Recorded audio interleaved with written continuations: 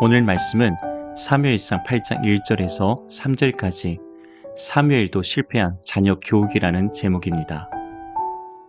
주님, 이 시간 말씀하여 주옵소서. 겸손히 주님의 말씀 듣기를 원합니다. 예수님의 이름으로 기도합니다. 위대한 하나님의 종인 사무엘도 자녀의 교육만큼은 실패했습니다. 자녀의 신앙 교육만큼 어렵고 힘든 일은 없습니다. 부모가 마음 먹고 가르친다고 되는 일이 아닙니다. 오직 하나님의 말씀과 기도로 자라가야 합니다.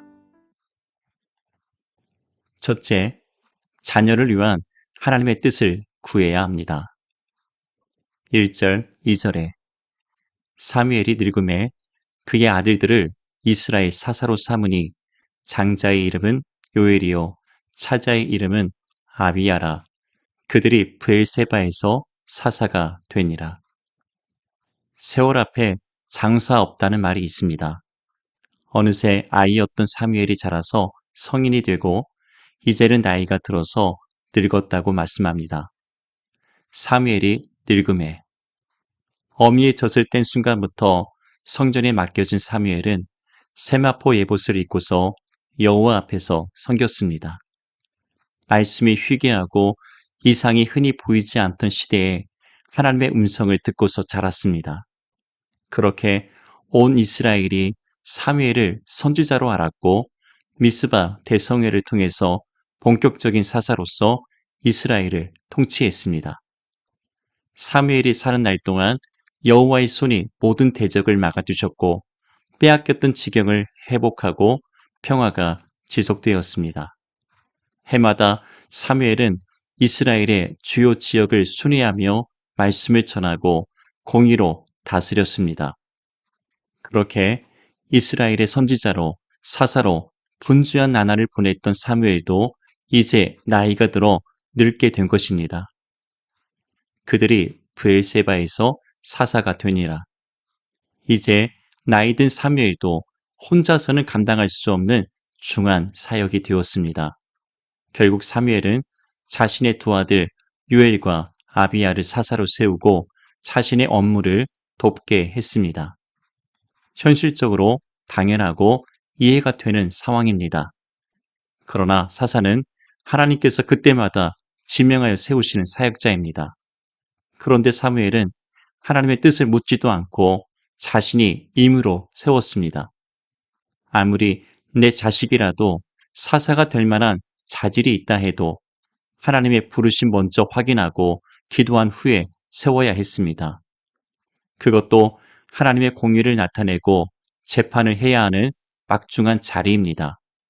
그래서 내 자식인 만큼 더 엄격한 잣대로 사사로서 사역이 가능한지 영적, 도덕적으로 문제는 없는지 검증해야 했습니다. 그러나 내 자식이니까 내가 잘 아니까 괜찮겠지 않은 섣부른 판단이 오히려 그들의 인생을 망가지게 했습니다. 사랑하는 자녀의 꿈과 진로를 결정할 때 부모의 섣부른 판단이 종종 자녀의 인생을 망칩니다. 아무리 특출한 재능과 자질이 있어도 하나님께 뜻을 먼저 구하며 기도하는 일이 우선입니다. 하나님의 뜻과 계획하심 따라 우리의 자녀의 인생이 하나님께서 이끄시는 축복된 삶이 되도록 기도해야 합니다. 내 자녀를 향한 부모의 기대와 관점보다 하나님의 뜻과 계획하심이 무엇인지 깨닫는 것이 중요합니다. 사무엘의 첫 번째 자녀 교육의 실패는 이같이 자녀를 향한 하나님의 뜻을 먼저 구하지 않은 데 있습니다. 자녀의 꿈과 진로에 대해서 하나님께 기도해 본 적이 있습니까? 자녀를 향한 나의 계획이 하나님의 뜻보다 앞선 적은 없습니까? 둘째, 자녀의 신앙교육은 차선책이 아닙니다.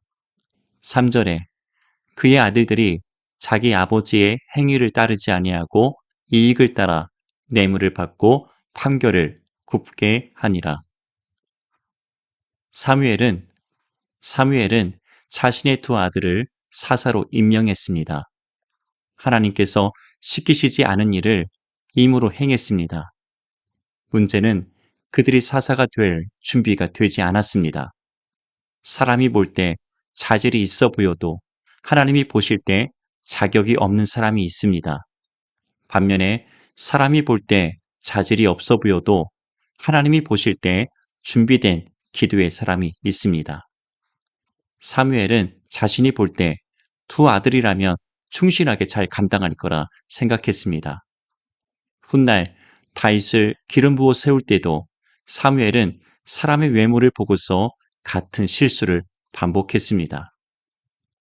그의 아들들이 자기 아버지의 행위를 따르지 아니하고 평생 하나님의 사역자로 살았던 사무엘도 결국 자녀의 신앙 교육은 실패했습니다. 사사로서 이스라엘을 하나님의 공의로 다스렸지만 정작 두 아들의 신앙 교육은 이루어지지 않았습니다. 결국 자기 아버지의 행위를 따르지 않는 자식들이 된 것입니다. 가정 안에 신앙 교육의 부재로 사무엘의 두 아들은 엘리의 두 아들처럼 의롭지 못한 일들을 행했습니다.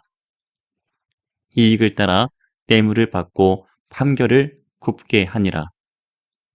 사무엘의 두 아들은 사사로서 재판을 행할 때 사람들에게서 뇌물을 받고서 판결을 내렸습니다.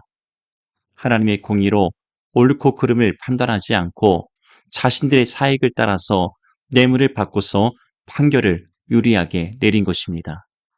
그것이 백성들 사이에서 큰 문제가 되었습니다. 사무엘을 보면 자녀의 신앙 교육이 부모의 신앙과 노력만으로 되지 않음을 알 수 있습니다. 부모가 믿음이 좋다고 반드시 그 자녀의 믿음이 좋은 것은 아닙니다. 반면에 부모가 믿음이 없다고 그 자녀가 믿음이 없는 것도 아닙니다. 성경에 많은 왕이 등장합니다. 그 중에 히스기야는 유다의 성군이 되었지만 그 아버지 아하스는 악한 왕이었고 그 아들 므낫세 역시 악한 왕이 되었습니다. 사무엘은 믿음의 부모를 만나 위대한 종이 되었지만 자기 자녀들은 망치고 말았습니다. 결국 사무엘에게 가장 가슴 아픈 일이 되었습니다. 내 자녀만큼은 그렇지 않기를 간절히 바랬을 텐데 안타깝게도 사무엘의 두 아들 역시 엘리의 두 아들처럼 하나님께 버림을 받았습니다. 자녀의 신앙 문제는 목회자나 사역자 가정이라도 예외가 아닙니다. 목회자, 사역자 가정일수록 자녀의 신앙 교육에 더욱 힘써야 합니다. 사역을 핑계로 소홀히 한다면 결국 자녀의 인생뿐 아니라 모든 목회가 사역이 무너지게 됩니다. 아무리 믿음 좋은 신실한 성도의 가정이라도 마찬가지입니다. 그래서 자녀를 위해서 할 수 있는 가장 좋은 일은 매일 눈물로 기도하고 말씀으로 양육하는 것입니다. 세상의 어떤 교육보다 가정의 신앙 교육이 가장 중요합니다. 믿음의 자녀로 하나 키우는 일이 세상의 어떤 일보다 가장 귀합니다. 자녀를 올바른 신앙으로 키우는 것만큼 가장 가치 있는 일은 세상에 없습니다. 그렇게 자란 한 명의 자녀가 사무엘처럼 위대한 하나님의 종이 될 수 있습니다. 하지만 그 대단한 사무엘도 자녀 교육만큼은 실패했습니다. 사무엘의 두 번째 자녀 교육의 실패는 신앙 교육을 차선책으로 삼은 것입니다. 물론 사역이 바빠서 그럴 수밖에 없는 이유가 있다 해도 자녀의 신앙 교육은 가장 중요한 일입니다. 누구도 자녀의 신앙 교육을 장담할 수 없습니다. 하나님께서 내 자녀를 맡아 주시도록 기도해야 합니다. 하나님의 기쁨이요 영광이 되고 부모의 자랑과 면류관이 되도록 날마다 눈물의 기도로 맡겨야 합니다. 자녀의 신앙 교육에 얼마나 관심을 갖고 있습니까? 부모가 할 수 있는 가장 가치 있는 일은 무엇일까요? 기도하겠습니다. 하나님, 사랑하는 가정과 자녀의 신앙 교육이 가장 중요하고 우선시 될 수 있도록 인도해 주시옵소서. 예수님의 이름으로 기도합니다.